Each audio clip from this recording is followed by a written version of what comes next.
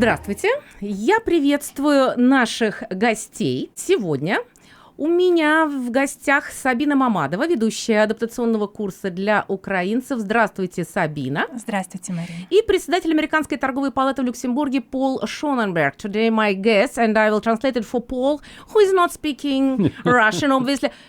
It was hello, Paul. Hi. Hi.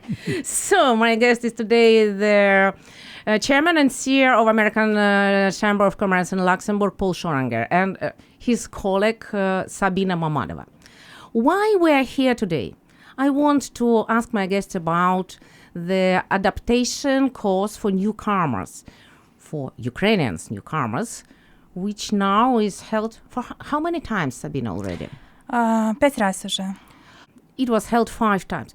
Okay, I will switch into Russian because probably I will ask Sabina about some details, and then I would like to ask Paul about why the American Chamber of Commerce in Luxembourg is supporting that courses in Russian for newcomers. Итак, Сабина, здравствуйте еще раз. Уже по-русски.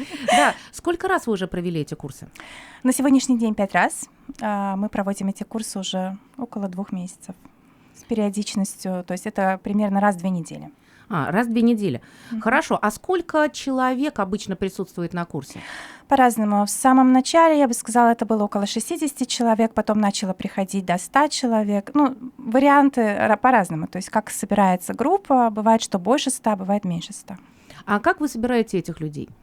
Через социальные сети в основном и еще через волонтеров. Волонтеры очень помогают. Те ребята, которые приходили изначально на курсы, потом начинают подтягивать других за собой. Обычно я делаю рассылку по имейлу или прошу просто ребят в группах публиковать информацию.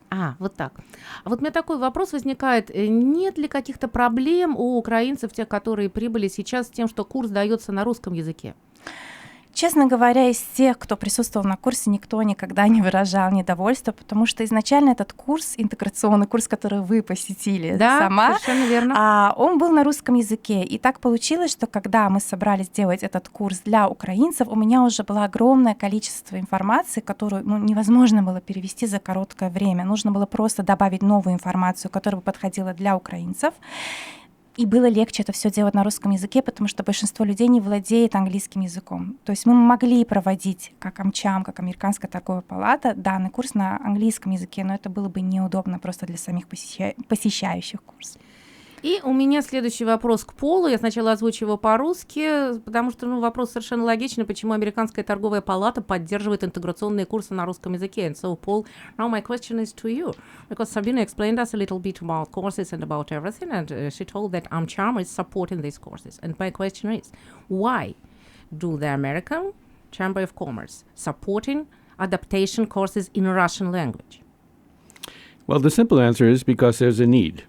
And, any foreigner who comes to Luxembourg comes because it's a good place, but there still are challenges to going ahead and coming here. It's hard to figure Luxembourg out a little bit. You have the 3 national languages. It's a little bit of a complicated place, and Luxembourgers are friendly, but they know everything, and they don't necessarily put up good signs to pass information on. So 10 years ago, we decided that we would start doing newcomer orientation courses to just help get people off the ground and into the game. And those proved to be very successful. We originally did it just in English. And then at a certain point in time, we thought, well, there are other communities that need it too. How can we also expand on that? And we talked to some people and developed a capability of doing it in Portuguese because we have a large Portuguese population in Luxembourg. And we also found the Russian-speaking community of Ukrainians and Russians and other people who speak the Russian language as an interesting group of people who we thought needed help.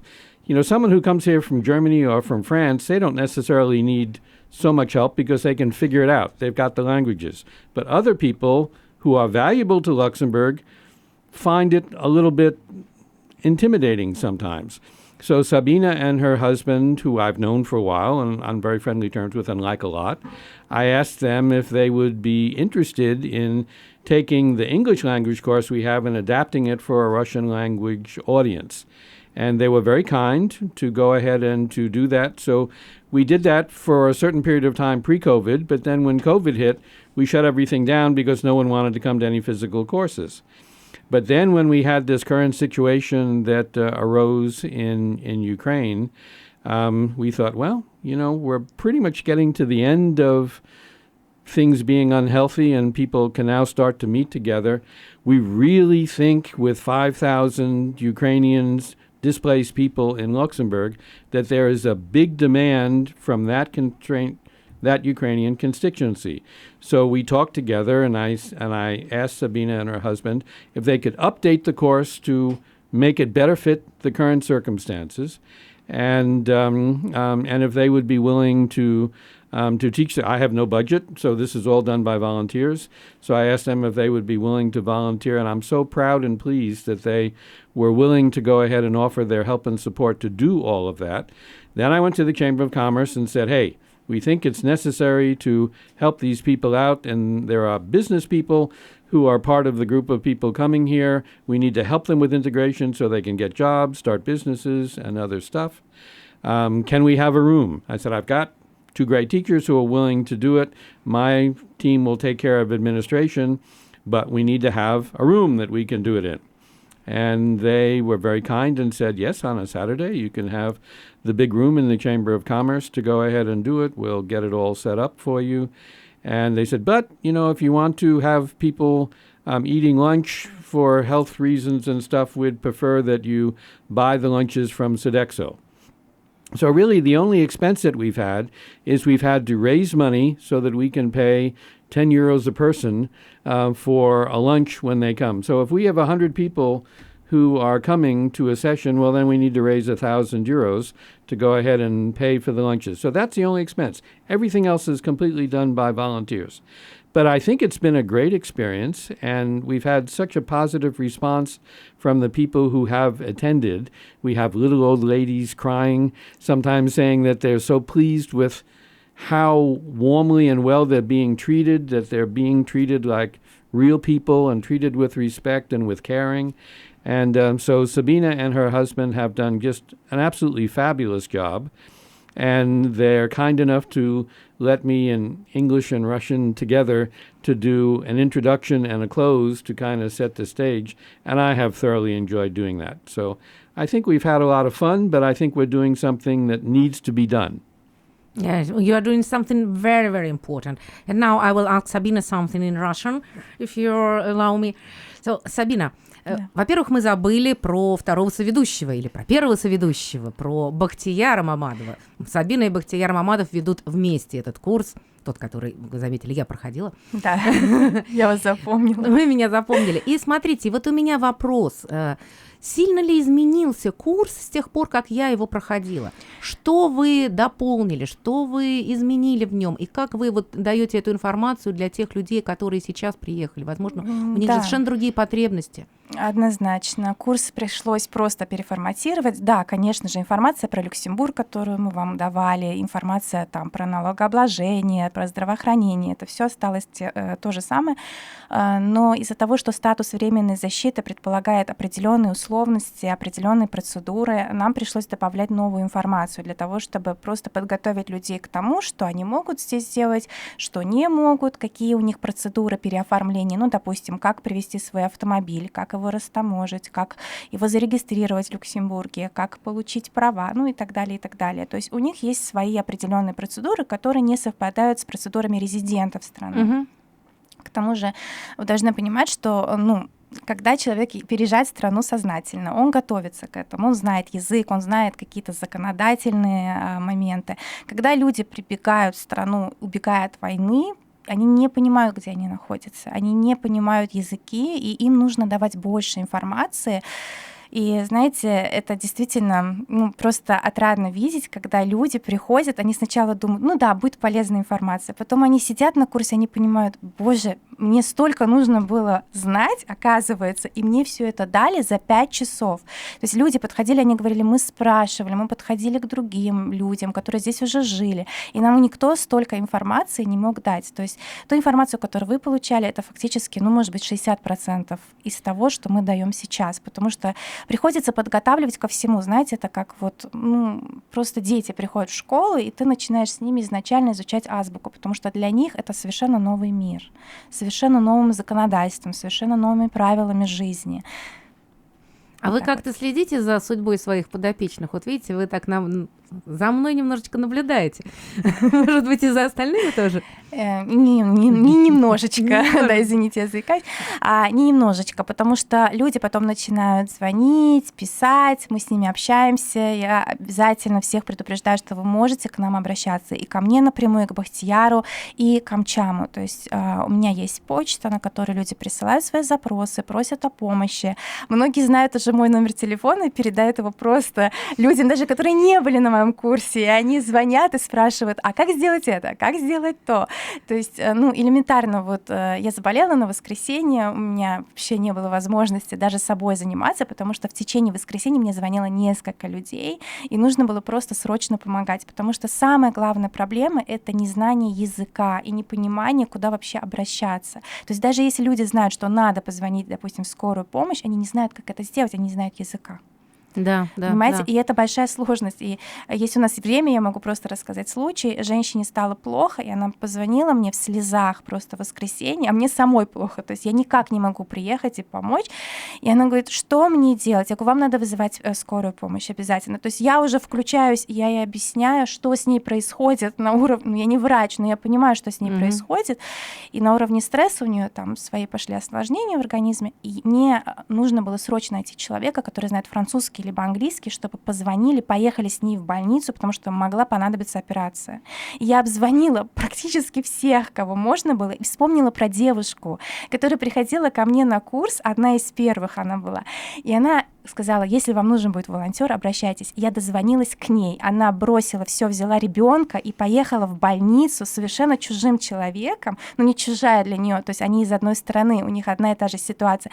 Но для меня это просто, знаете, это огромный показатель того, что даже сами люди, нуждающиеся в помощи, потом помогают благодаря нашему курсу своим же соотечественникам, потому что мы стараемся всех объединить. Мы изначально, и Пол это постоянно говорит, что общайтесь друг с другом, приходите на наши же мероприятия и находите в друг друге поддержку и помощь. Это, в принципе, для чего мы этот курс и создали.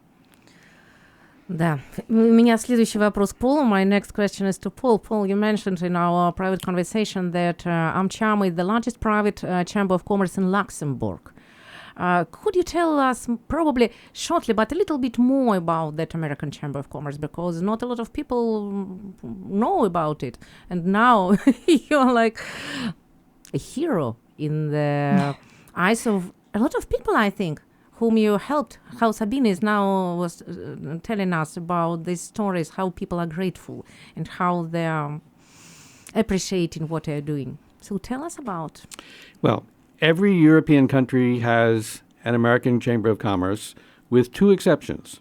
One is the British, who always do things a little bit different, so they have a British-American Business Council, which they try and convince the rest of us is an American Chamber of Commerce. And then in Belgium, they have two American Chambers of Commerce, one accredited to the country and one accredited to the European Commission to keep track of what's happening at EU level. And all of us are collectively the Federation of American Chambers of Commerce in Europe, and we all work as partners together. In Luxembourg, because Luxembourg is a small country, there are at any given point in time 100 or 125 American companies that are here. Most of them are very active and busy doing stuff. Some of them sometimes are here for small, discrete reasons and want to maintain a little bit of a lower profile. But I've had the pleasure to be the chairman for 24 years, and the organization is 27 years old. When I took over, I did a survey of the members, and I said, tell me what you like, tell me what you don't like. It's your organization. I want you to be happy. And they said, well, to be perfectly honest, it was 85 American companies at the time. And they said, we don't particularly want to go on trade missions to the U.S. because our parent companies can take care of that. We're here in Europe to do business in Luxembourg, and more especially to use Luxembourg to do business in Europe. And we want four things. We want networking in English because we only can communicate well in English. We want information about how Luxembourg works. because it's a little bit of an insider crowd, and sometimes you need a little bit of help figuring out the rules. We want problem solving when we don't really think that it's being done the best way, and we heard there's a better way of doing that in Denmark or someplace else, and then we want lobbying with the government. So I said, okay, if that's what you want, that's what you'll get. But we have to do two things. We have to get bigger, because having a private club of 85 companies means I'll get invited in for a cup of coffee, but I won't be invited to stay for lunch. So if we want to lobby, we need to be a bigger crowd. And the board said, okay, get us a bigger crowd. And I said, well, thanks a lot, but there aren't any more American companies. If a new one shows up, we'll talk to them and we'll bring them in. But let's change the model. Let's think we're an international English-speaking American Chamber of Commerce here in Luxembourg, and those are the four things we do. And you know, there are a lot of companies in Luxembourg, regardless of where they come from, that are international, speak English for business reasons, and probably are interested in networking, information, problem solving, and lobbying with the government. So I said, if we go to them and say, hey, this is who we are, and if you want to play with us, we don't care what color your passport is, we're happy for you to go ahead and join. Well, that's a great idea. So you don't have to be an American passport holder or an American affiliate to be the American Chamber of Commerce. And as a result, 30% of our membership is American companies, 20% is purely Luxembourgish companies like the post office, and 50% are global from the rest of the planet. So we're a melting pot, international, mostly English-speaking Chamber of Commerce, and that means we're interested in the whole international business community in Luxembourg. And for reasons like that, it's no-brainer for me to say, of course we're going to try and take care of Ukrainians or other people who are international, because we all have the same problems in Luxembourg, and we need to work together to fix them. It's amazing. I will translate a little bit what did you tell for our listeners who don't understand English. Итак, Пол сказал, что Американская торговая палата – это то учреждение, которое объединяет не только американские фирмы, а любые фирмы интернациональные, которые работают в Люксембурге, которые говорят на английском или даже не говорят на английском языке, потому что в Американскую торговую палату входят и люксембургские фирмы, и любые другие. То есть Американская торговая палата представляет собой некое интернациональное объединение, которое объединяет под своей крышей, под своим крылом массу интернациональных компаний. И поэтому интерес к поддержке приехавших украинских беженцев столь высок, потому что это тоже часть нашего большого интернационального сообщества. Я считаю, то, что делает Американская торговая палата, это просто достойно всяческого восхищения. Мой следующий вопрос адресован Сабине. And my next question is to Sabina. Я хочу узнать все-таки, собираетесь ли вы продолжать вашу деятельность, потому что я так понимаю, что быть волонтером не так и легко, и, наверное, если нужно пройти через адаптационный курс всем 5000 украинцам, или уже больше, по-моему, людей приехало, Я думаю, то это это будет сложно. То есть какие планы? Ну, сложности нас не пугают. Я думаю, что и Бахтияр, и я, и Пол, и вся команда AMCHAM, мы готовы работать, продолжать дальше. Мы изначально это говорили, что мы будем работать до последнего нуждающегося в этом человеке. То есть если нужно будет, придет только один человек, мы будем для него тоже тот же самый курс проводить. На сегодняшний момент уже около 500 человек прошло наш курс. Мы стараемся давать небольшие паузы, потому что это не так легко, на самом деле, в течение 5 часов давать курс, но это не ограничится 5 часами. Последний курс я пришла на работу где-то к 10, без 20:10, а ушла 5:30, потому что люди меня не отпускали. То есть сам курс, он занимает около 5 часов, плюс у нас есть ланч, который спонсируется, и мы делаем кофе-брейки для того, чтобы просто люди могли выйти хотя бы отдохнуть от того количества информации, которая дается. И потом люди остаются, они просто не отпускают до последнего, задают вопросы.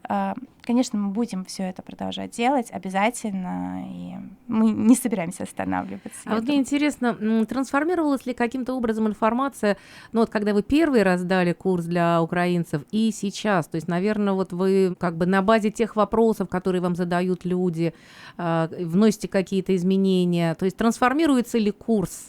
Да, однозначно. И более того, у нас есть посещающие наш курс по несколько раз. То есть есть такие люди, которые приходят, я не знаю зачем, честно говоря, но им нравится приходить и прослушивать еще и еще, хотя мы посылаем всем. Ну, мы также и вам присылали. Помните, презентация в конце посылается. То есть у них уже есть презентация, но они приходят и говорят, каждый раз вы рассказываете что-то новое. Ну, потому что на основе тех вопросов, которые мне задают на курсе, я начинаю дальше искать информацию. И сейчас вообще такой интересный момент, что у нас сарафанное радио просто. Кто-то прошел через какую-то процедуру, отписывается мне: Сабина, правила поменялись, теперь это делается вот так. То есть я звоню, перепроверяю, естественно, спрашиваю других людей, добавляю это в слайды, либо просто говорю об этом на курсе, потому что иногда просто физически не хватает времени.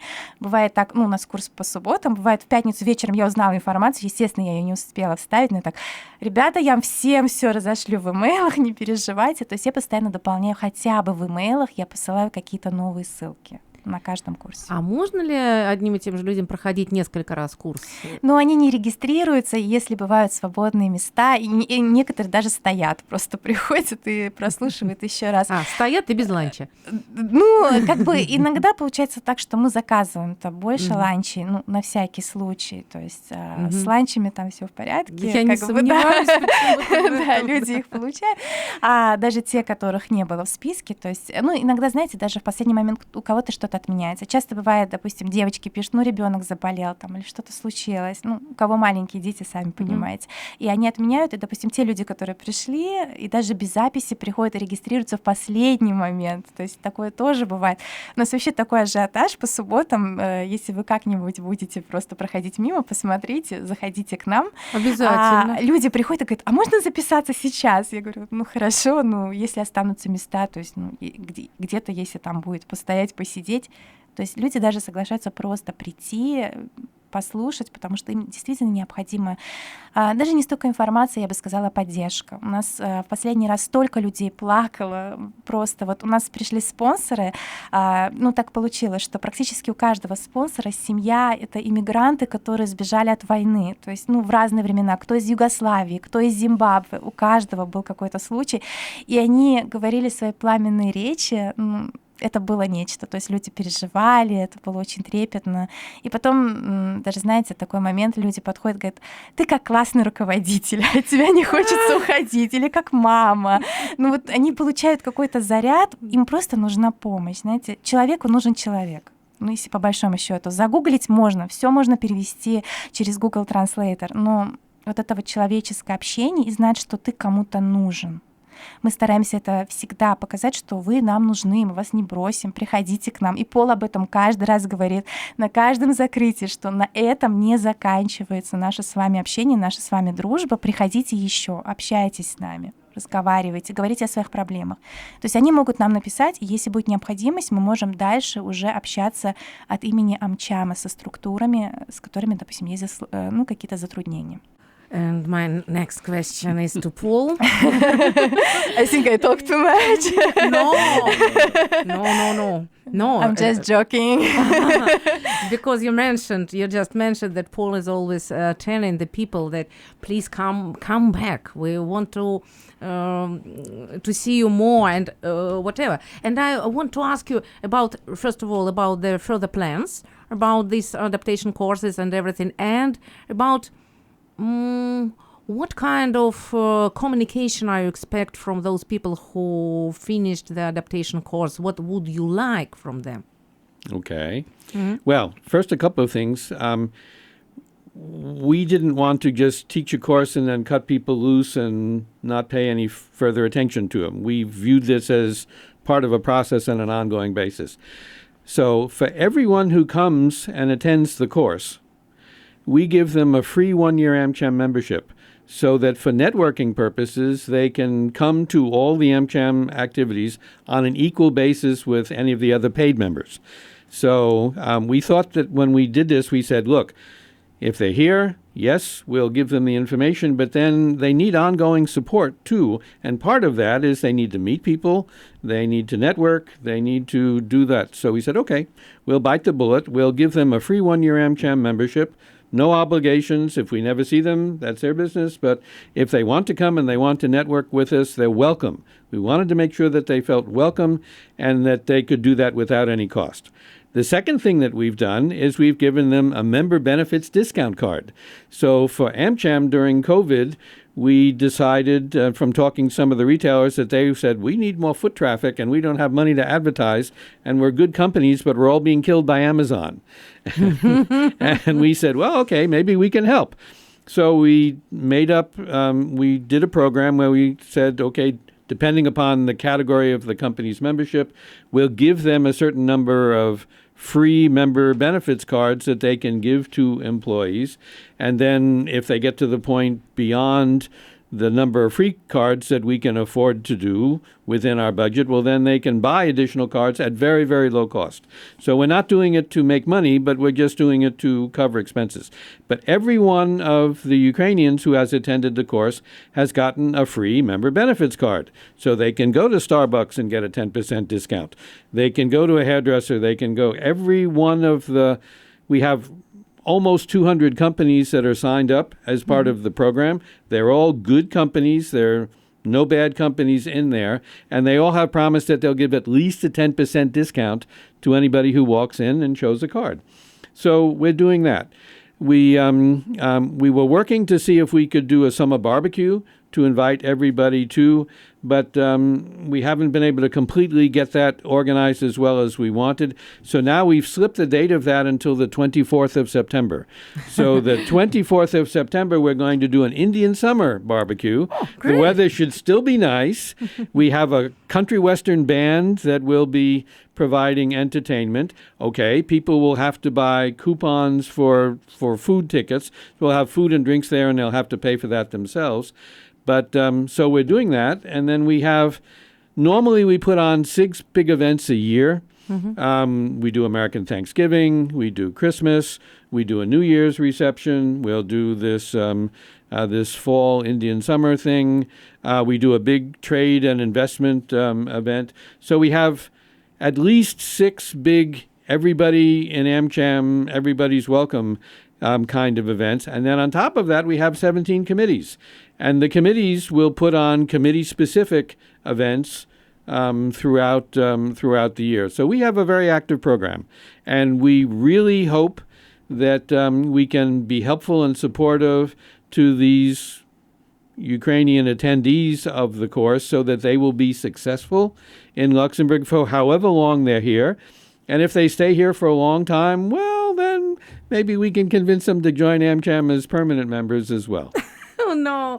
Thank you so much. And I would like to remind our listeners that today my guest was Pol Šonenberg, Chairman and CEO of AMCHAM in Luxembourg, and Sabina Mammadova, the trainer and speaker of the adaptation course for newcomers. Спасибо вам большое за то, что вы пришли. Я напоминаю нашим слушателям, что сегодня у меня в гостях были председатель Американской торговой палаты в Люксембурге Пол Шоненберг и ведущая адаптационного курса для украинцев Сабина Маммадова. Спасибо вам большое за то, что вы делаете, и за то, что вы пришли и поделились. Thank you very much for what you are doing and for coming and sharing with us. Thank you for giving us the opportunity.